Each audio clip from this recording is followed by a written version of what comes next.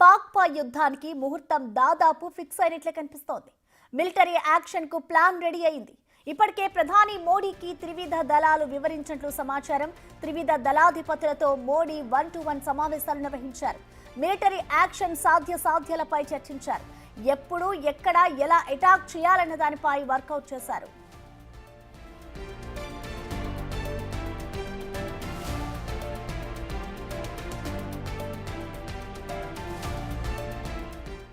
ఇటు రక్షణ మంత్రి రాజ్నాథ్ సింగ్ యుద్ధంపై హాట్ కామెంట్లు చేశారు. మీరు కోరుకున్నదే జరగబోతుందని ప్రకటించారు ఆయన. దేశంపై దాడికి ప్రయత్నించిన వారికి తగిన సమాధానం చెబుతామన్నారు. మోడీ వర్కింగ్ స్టైల్ ఎలా ఉంటుందో అందరికీ తెలుసన్నారు.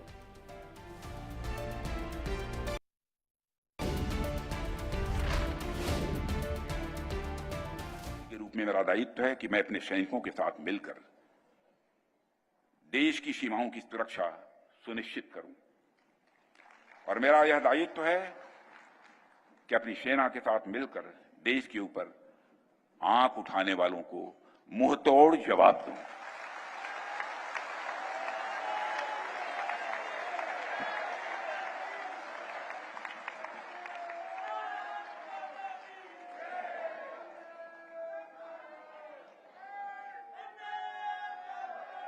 और आप सभी हमारे प्रधानमंत्री नरेंद्र मोदी जी को अच्छी तरह जानते हैं।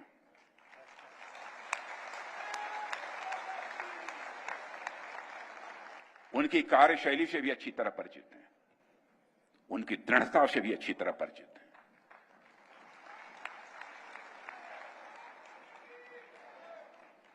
जोखिम उठाने का भाव किस तरीके से उन्होंने सीखा है अपने जिंदगी में, उससे भी आप अच्छी तरह समझते हैं। मैं आपको आश्वस्त करना चाहता हूं कि प्रधानमंत्री मोदी जी के नेतृत्व में जैसा आप चाहते हैं वैसा होकर रहेगा।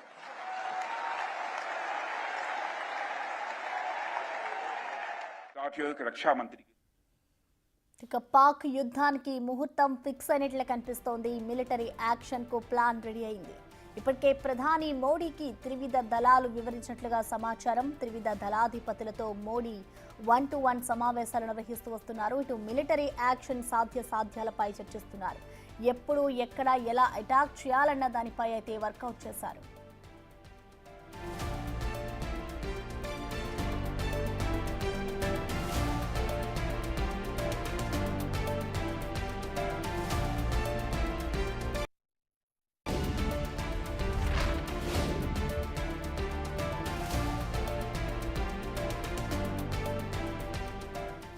రక్షణ శాఖ మంత్రి రాజ్నాథ్ వ్యాఖ్యలు కూడా చేశారు. యుద్ధానికి సంబంధించి మీరు కోరుకున్నదే జరగబోతుంది అంటూ కూడా ప్రకటించారు ఆయన. దేశంపై దాడికి ప్రయత్నించిన వారికి తగిన సమాధానం చెబుతా అన్నారు. ఇటు మోడీ వర్కింగ్ స్టైల్ ఎలా ఉంటుందో అందరికీ తెలుసన్నారు.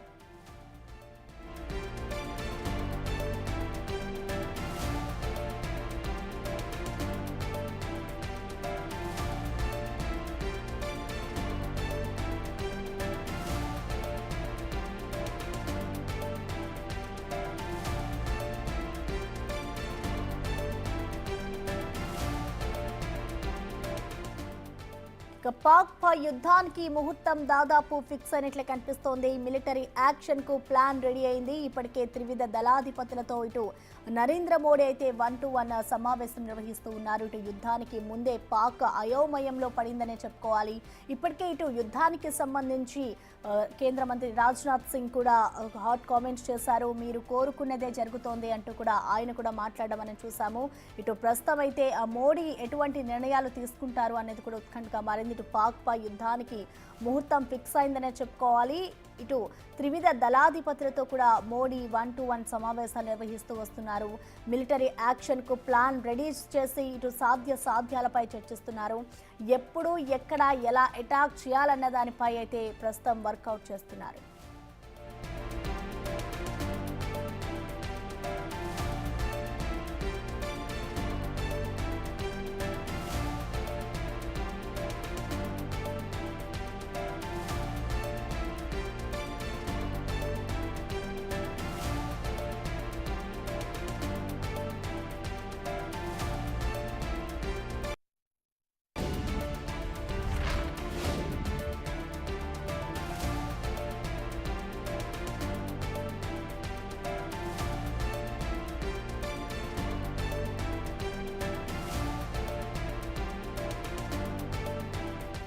ఇక ఇటు పాక్ పై యుద్ధానికి భారత్ రెడీ అవుతున్నట్లుగా తెలుస్తోంది. ఇప్పటికే ఇటు త్రివిధ దళాధిపతులతో కూడా మోడీ 1-to-1 మీటింగ్ నిర్వహిస్తూ వస్తున్నారు. ఇక దీనికి సంబంధించిన పూర్తి అప్డేట్స్ అందించేందుకు ఢిల్లీ నుంచి మా ప్రతినిధి శివ లైవ్ లో అందుబాటులో ఉన్నారు. శివ, మనం చూస్తున్నాం ఇటు పాక్ కు ధీటుగా ఎదుర్కొనేందుకు యుద్ధానికి ఇటు భారత్ సిద్ధమైనట్లుగా తెలుస్తోంది. మరోవైపు ఇటు చూసుకుంటే త్రివిధ దళాధిపతులతో కూడా మోడీ మీటింగ్ నిర్వహిస్తూ వస్తున్నారు. అసలు ఈ మీటింగ్ లో ఎటువంటి నిర్ణయాలు తీసుకుంటున్నారు? డీటెయిల్స్ ఏంటి శివ? రైట్ ప్రసన్న, యుద్ధానికి ముహూర్తం దాదాపు ఫిక్స్ అయినట్లు కూడా అర్థమవుతుంది. దీనికి సంబంధించిన అధికారిక ప్రకటన తరువాత కూడా అందరూ భావిస్తున్న పరిస్థితి కనిపిస్తా ఉంది. ఈ నేపథ్యంలోనే విదేశీ పర్యటనలో కూడా ప్రధాని నరేంద్ర మోడీ, రక్షణ శాఖ మంత్రి రాజ్నాథ్ సింగ్ కూడా విదేశీ పర్యటనను వాయిదా వేస్తున్నారు. మరోవైపు త్రివిధ దళాధిపతులతో ప్రధాని నరేంద్ర మోడీ సమావేశమవుతున్నారు. ప్రధానితో సమావేశమైన తర్వాత జాతీయ భద్రతా సలహాదారు అజిత్ దోవల్తో కూడా ఈ త్రివిధ దళాలకు సంబంధించిన అధిపతులు సమావేశమై ఫర్దర్ గా తీసుకోవాల్సిన స్టెప్స్ పై కూడా వారు చర్చిస్తున్న పరిస్థితి కనిపిస్తోంది. ఇక ఈ రోజుకి 14 రోజులు కావాల్సింది పెహల్గామ్ లో దాడి జరిగి, అంటే ఏప్రిల్ 22వ తేదీన ఉగ్రవాదుల కాల్పులు జరిగాయి. తర్వాత దర్యాప్తు కొనసాగుతుంది. ఎన్ఐఏ కూడా దర్యాప్తు ముమ్మరం చేసింది. 12 రోజుల పాటు సుదీర్ఘంగా దర్యాప్తు చేసిన తర్వాత 12వ రోజున పెహల్గామ్ నుంచి ఢిల్లీ వచ్చి ప్రధాని నరేంద్ర మోడీతో ఎన్ఐఏ చీఫ్ వసంత్ దాటే సమావేశమై దీంట్లో ఇప్పటి వరకు కేసు దర్యాప్తు యొక్క పురోగతిని ప్రధాని నరేంద్ర మోడీకి ఇటు ఎన్ఐఏ డైరెక్టర్ జనరల్ వివరించారు. ఇటు ఎన్ఐఏతో పాటు ఫోరెన్సిక్ నిపుణులు, వివిధ శాఖల నిఘా సంబంధించిన విభాగాల ప్రతినిధులు కూడా ఈ కేసును దర్యాప్తు చేశారు.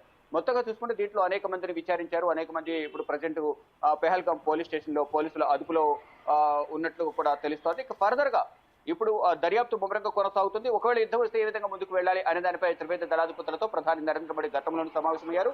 మళ్ళా ఫర్దర్ గా వారి దగ్గర ఉన్న ఎక్విప్మెంట్ ఏంటి, ఏ విధంగా ముందుకు వెళ్తాము, ఒకవేళ ఇప్పటికప్పుడు యుద్ధం వస్తే మన దగ్గర అంత యుద్ధ సామాగ్రి ఉందా లేదా అనే అంశాలపై ప్రధానంగా ప్రధాని నరేంద్ర మోడీతో త్రివిధ దళాధిపతులు చర్చిస్తున్నారు. దానిలో భాగంగానే నిన్న ఎయిర్ మార్షల్ సంబంధించిన విక్రమ్ సింగ్ కూడా నిన్న సమావేశమై ప్రధాని నరేంద్ర మోడీతో పలు విషయాలపై కూడా చర్చించినట్లు కూడా తెలుస్తోంది. మరోవైపు యుద్ధానికి ముందే పాకిస్తాన్ కు ఆర్థికంగా, అంటే యుద్ధానికి ముందే పాకిస్తాన్ ను ఆర్థికంగా ఏదైతే ఉన్నాయో ఆర్థిక మూలాలను కూడా దెబ్బకొట్టే విధంగా భారత్ వ్యవహరిస్తోంది. దానిలో భాగంగానే వాణిజ్య ఒప్పందాలు కానీ, ఇటు పాకిస్తాన్ నుంచి భారత్లకు వచ్చే గగనతలంపై వచ్చే విమానాలకు రాకపోకలకు సంబంధించి నిషేధం విధించడం, మరోవైపు సింధు నది జల ఒప్పందాన్ని విరమించుకోవడం, ఈ విధంగా కూడా చేయడం ద్వారా ఆర్థికంగా పాకిస్తాన్ కుదేలవుతున్న పరిస్థితి కనిపిస్తుంది. ముందు ఆర్థికంగా దెబ్బ కొట్టిన తర్వాత యుద్ధానికి సంబంధించి ఫర్దర్ గా ఆలోచించవచ్చు అనేది కూడా ముందుగా భావిస్తుంది. దానిలో భాగంగానే ముందుగా ఆర్థికంగా అనేక ఇబ్బందులు అయితే ప్రజెంట్ పాకిస్తాన్ ఎదుర్కొంటుంది భారత్ తీసుకున్న నిర్ణయాల పట్ల. ఇప్పుడు ఒకవైపు యుద్ధానికి సిద్ధమవుతూనే ఆర్థికంగా దెబ్బతీయాలనేది కూడా భారత్ భావిస్తుంది. దానిలో భాగంగా తీసుకోవాల్సిన నిర్ణయాలను కూడా తీసుకుంటుంది. దానికి సంబంధించి ఇప్పటికే కొన్ని కఠిన నిర్ణయాలు తీసుకునే నేపథ్యంలో దానికి సంబంధించి పాకిస్తాన్ అనేక ఇబ్బందులను ఎదుర్కొన్న పరిస్థితి కనిపిస్తుంది. ఆర్థికంగాను, అటు నిత్యావసర ధరల పెరుగుదలతో పాటు నీటి సమస్యలు ఎదుర్కొంటున్న నేపథ్యంలో ఇటు ప్రజల నుంచి పాకిస్తాన్ ప్రభుత్వం అనేక నిరసనలను, వ్యతిరేకతను కూడా మూట కట్టుకున్న పరిస్థితి కనిపిస్తోంది. దీనిలో భాగంగానే ఇటు రక్షణ మంత్రి కానీ, కేంద్ర హోంశాఖ మంత్రి, మరోవైపు ప్రధాని నరేంద్ర మోడీ కూడా ఏదైతే ఉగ్రదాడులకు దానికి సంబంధించిన కఠిన నిర్ణయాలు తీసుకుంటామో దానికి మాత్రం డెఫినెట్ గా ఏదైతే రిప్లై అనేది గట్టిగా ఉండబోతుంది అనేది కూడా ప్రధానంగా చెప్తూ ఉన్నారు. ఎట్టి పరిస్థితుల్లోనూ దీనికి సంబంధించి ఏదైతే ఉగ్రదాడి జరిగిందో దానికి ప్రతీకారం తీర్చుకుంటాము అనేది కూడా భారతదేశ వ్యాప్తంగా కూడా ప్రతి పౌరుడు కూడా ఆగ్రహం వ్యక్తం చేస్తున్నారు. దానికి అనుగుణంగానే భారత ప్రభుత్వం కానీ, ఇటు ప్రధాని నరేంద్ర మోడీ, కేంద్ర మంత్రి, రక్షణ శాఖ మంత్రి, అలాగే హోంశాఖ మంత్రి, దానికి సంబంధించిన త్రివిధ దళాధిపతులందరూ కూడా యుద్ధానికి ఎప్పుడైనా సిద్ధమైనట్టు కూడా ఇప్పటికే భారత ప్రభుత్వం త్రివిధ దళాధిపతులకు ఫ్రీ హ్యాండ్ ఇచ్చారు. ఏ నిర్ణయం తీసుకున్నా వారిని ఇంప్లిమెంట్, అంటే జస్ట్ టార్గెట్ అలాగే టైం ఫిక్స్ చేస్తే దానికి అనుగుణంగానే వారికి మేము సహకరిస్తామంటూ కూడా ప్రధాని నరేంద్ర మోడీ ఇప్పటికే ప్రధాని నరేంద్ర మోడీ నివాసంలో తొలి సమావేశం జరిగినప్పుడే ఆయన ప్రధానంగా కొన్ని కీలక వ్యాఖ్యలు చేశారు. ఉగ్రవాదాన్ని తుడిచిపారేస్తాం, ఎవరైతే ఉగ్రదాడులు చేశారో ఉగ్రవాదానికి ప్రోత్సహించిన వారు కానీ, ఉగ్రవాదాలకు స్థావరం కల్పించిన, ఆశ్రయం ఇచ్చిన ప్రాంతాన్ని కూడా తుడిచిపారేస్తామంటూ కూడా మొదటి నుంచి చెప్తున్నారు. దానికి అనుగుణంగానే కొన్ని కఠిన నిర్ణయాలు తీసుకుంటున్నారు. ఆ నిర్ణయాల ద్వారానే అక్కడ పాకిస్తాన్ ఇబ్బందులు ఎదుర్కొంటుంది. మరొక యుద్ధానికి సంబంధించిన యుద్ధ సామాగ్రి అంతా కూడా సిద్ధం చేసుకున్నారు. దానికి సంబంధించి మాక్డ్రిల్ కానీ, విన్యాసాలు కానీ భారత త్రివిధ దళాలు చేస్తూ ఉన్నాయి. ఇటు భారత త్రివిధ దళాలు మాక్డ్రిల్ కానీ విన్యాసాలు చేస్తున్న నేపథ్యంలో మేమేం తక్కువ కాదంటూ కూడా వారు కూడా షాహిన్ 2 క్షిపణిని ప్రయోగించారు. ప్రయోగం సక్సెస్ అయింది. దాన్ని మేము 450 కిలోమీటర్ల రేంజ్ వరకు కూడా దీన్ని ఉపయోగించగలం. వాయు జలాంతర్గాములు దీన్ని ఉపయోగించి భారత్ ను మట్టు పెడతామనేది కూడా వారు ప్రగల్భాలు పలుకుతున్న పరిస్థితి కనిపిస్తుంది. కానీ వారు అనుకున్నట్లుగా కూడా వారి దగ్గర అనుకున్నంత యుద్ధ సామాగ్రి లేదు, సైన్యం సహకరించడం లేదు, అందరూ రాజీనామా పాటపడుతున్న పరిస్థితి కనిపిస్తుంది. ఈ నేపథ్యంలోనే ప్రస్తుత ప్రధాని షహబాజ్ షరీఫ్ మాజీ ప్రధాని నవాజ్ షరీఫ్ ని కలిశారు. అంటే నవాజ్ షరీఫ్ అలాగే షహబాజ్ షరీఫ్ ఇద్దరు కూడా సోదరులు. ఇప్పుడు ఈ నేపథ్యంలోనే ఇప్పుడు ఫర్దర్ గా గతంలో ఉన్న అనుభవాలు, ఇప్పుడు ఒకవేళ భారత్ యుద్ధం వస్తే ఏ విధంగా ముందుకు వెళ్ళాలి, ఎలా స్పందించాలి, ఏ విధంగా బోర్డర్స్ లో సైన్యాన్ని మోహరించాలనే అంశాలపై తన సోదరుడు నవాజ్ షరీఫ్ సలహాలు తీసుకోవడానికి నిన్న కలిసిన నేపథ్యంలో వారి మధ్య సుదీర్ఘంగా చర్చ జరిగింది. మరోవైపు గత అనుభవాలు చూసుకుంటే కనుక అంటే ఇప్పుడు సైన్యం అనేది సరిగ్గా సహకరించడం లేదు అనేది కూడా ప్రధానంగా అక్కడ భావిస్తున్నారు. దానిలో భాగంగానే ఇప్పుడు ప్రస్తుత మాజీ ప్రధాని నవాజ్ షరీఫ్ ను కలిసి వారి దగ్గర సలహాలు సూచనలు తీసుకుంటున్నారు. ఇటు భారత్ ను ఏ విధంగా ఎదుర్కోవాలి అనే అంశాలపై ప్రధానంగా చర్చించినట్టుగా కూడా తెలుస్తుంది. మొత్తంగా చూసుకుంటే భారత్ యుద్ధానికి ముందే పాకిస్తాన్ భయపెడుతున్న పరిస్థితి కనిపిస్తుంది. ఈ నేపథ్యంలోనే ఆర్థిక మూలాలని కూడా దెబ్బతింటున్నాయి, ఆర్థికంగా వెనుకబడి ఉంది, ఆర్థికంగా ఇబ్బంది పడుతున్న పరిస్థితి కనిపిస్తుంది. ఇప్పుడు ఏ సమయంలో ఎటు నుంచి భారత్ అటాక్ చేస్తుందనే ఆందోళన, భయం అయితే పాకిస్తాన్ లో కనిపిస్తుందని ప్రధానంగా చెప్పాలి. త్వరలోనే దీనికి సంబంధించిన అధికారిక ప్రకటన అయితే యుద్ధం ఎప్పుడు అనేది కూడా తెలియజేసే అవకాశం ఉంది. త్రివిధ దళాధిపతులతో ప్రధాని నరేంద్ర మోడీ, ఇటు కేంద్ర మంత్రులు ఒకరి తర్వాత ఒకరు సమావేశమై ఫర్దర్ గా తీసుకోవాల్సిన స్టెప్స్ పై కూడా చర్చిస్తూ ఉన్నారు. Prasanna. Right Shiva, thank you.